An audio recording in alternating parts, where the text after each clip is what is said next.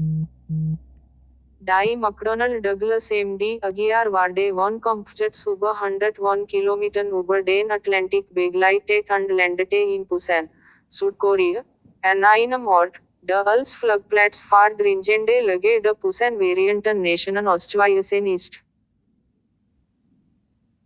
Die Piloten nannten es dies 406 Eisenbahn, da der Flugplatz primitiv gebaut war und ein Flug 634 Sekunden nach dem Aufsetzen das Ende der Landebahn erreichte.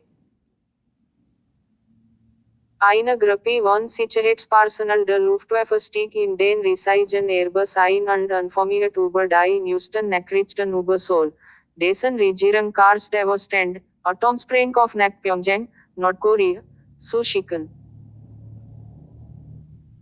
Und Pyongyang war dabei, se chem IT eigenen Atomspreng auf zu rachen. Ich und meine Mitsoldaten stiegen aus der MD 11 aus und waren von der Senate des Feiten Korrekriges begrüßt. Schneller als die Lichtgeschwindigkeit hatten wir eine Kakophonie von Luftangriffen auf Kampfflugzeuge, Bombardierungen mit Howitzer Artillerie, Hubschraubergeschützen, Granaten mit Raketen und Trieb, Maschinengewehren, Kanonen und Kleinwaffen für Boom, Schlagschwung, Kaboom, Nell Nell Bang Bang Bang, Papa Papa Papa und so weiter und so fort. Nach einem Drilltagegen Aufenthalt auf der Busan Air Base stiegen wir in die 5 Bus, die uns zu unseren zugewiesenen Standorten bringen sollten. Eskortiert von schweren gepanzerten Militärfahrzeugen für Sicherheit, unsere Aufsichtspersonen, die Bus rauschten die Miss Darchgangsstraße hinunter und auf den Stop auf. Die Chorlini des Feiten Korrekriges spielt ein Musical über den Tod. Plötzlich hielten die Bus vor ihnen am Straßenrand. Das Personal eilt aus den Bussen. Jemand schrie, gehen Sie in Deckung. Unser Bus crashte, hielt dann an und parkte unregelmäßig entlang einer Kurve auf dem Feldweg. Sobald der Fahrer geparkt hatte, öffnete die Tür und eilte vor einem der Passagiere hinaus. Schrie etwas auf Koreanisch, als hätte den Warstand verloren. Ich warf einen flüchtigen Blick nach draußen. Soldaten und anderen suchten nach etwas, hinter dem sie sich verstecken konnten. Einige waren zu Schutzkugeln zusammengerollt und hatten sich mit Decken bedeckt. Ich habe langsam gehandelt. Meine Respektriction war das Ergebnis meiner Verweigerung und meiner Unwilligkeit zu glauben, was ich sah. Ein Soldat packte mich am Kragen und zog mich aus dem Bus. Ein anderes schob mich von hinten. Wir beeilten uns hinter einigen Gegenständen in der Nähe zu verstecken, wo wir die Vorteilposition einnahmen. Seoul war genau nach Norden. Wir blickten in die nördlichste Richtung und bereiteten uns auf die ersten nuklearen Explosionen aus Seoul, der Hauptstadt Südkoreas, war. Die gesamte Halbinsel war in einem Alarmzustand mit unbetäubenden Notsignalen, Sirenen und Warnglocken. In der Nähe von Autobahnen, Nebenstraßen und Straßen war ein System installiert, das im Fall eines Atomkrieges eine Warnung ausgibt. Barge in ihren Fahrzeugen haupten. Jede Warde gestoppt.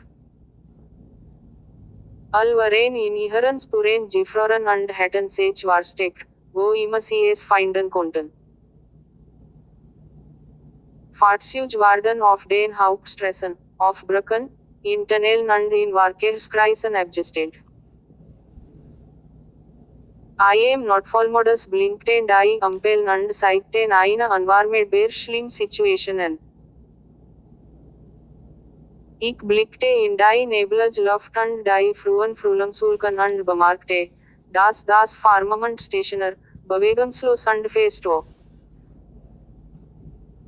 Es schien, als hätte der Himmel die Tür zur Menschheit geschlossen, wissend, dass etwas unmittelbar Bevorstehendes und Unausweichliches begonnen hatte.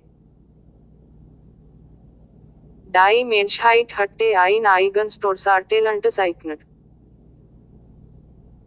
Gefahren waren zu Wohnungen geworden, Kletskand Rätselräten waren zu relatet geworden, und Spekulationen waren zu einer Behauptung geworden, was bedeutet, dass Auslöschung und Warnachtung unvermeidlich geworden waren.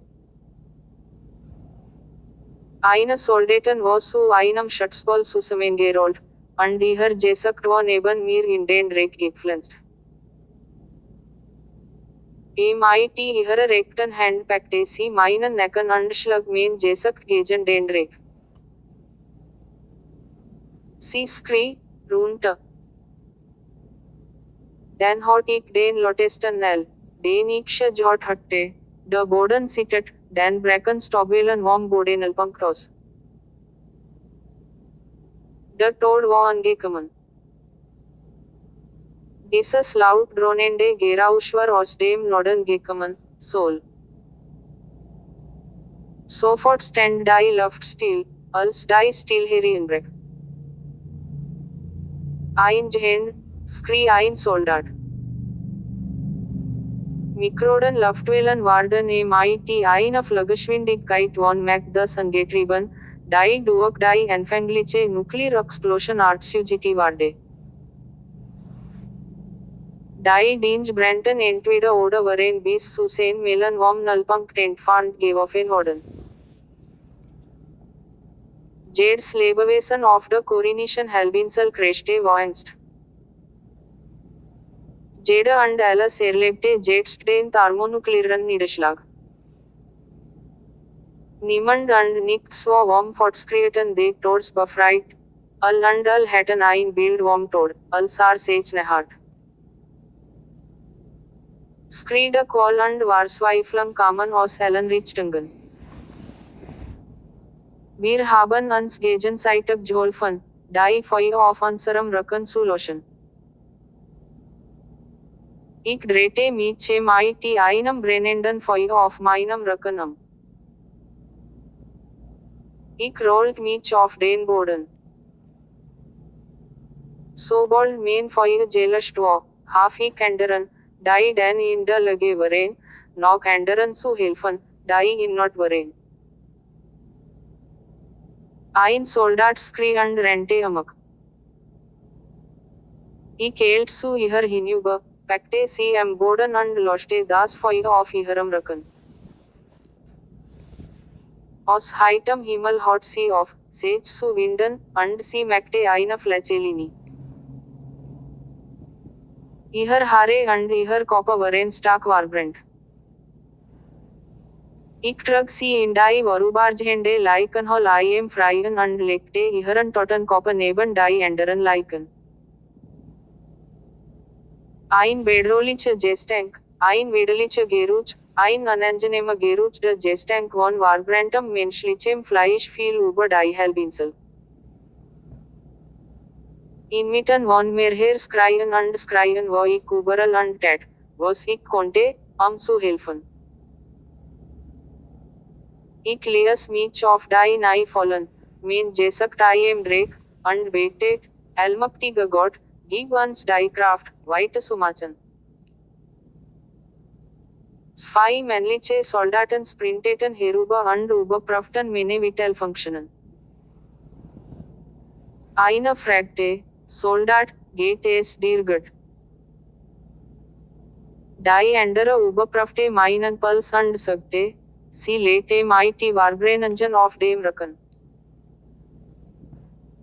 Sie brachten mich zu einer provisorischen Hilfsstation und stellten mich neben einige andere Verwundete. Der Gestank, der widerliche Geruch von verbranntem menschlichem Fleisch,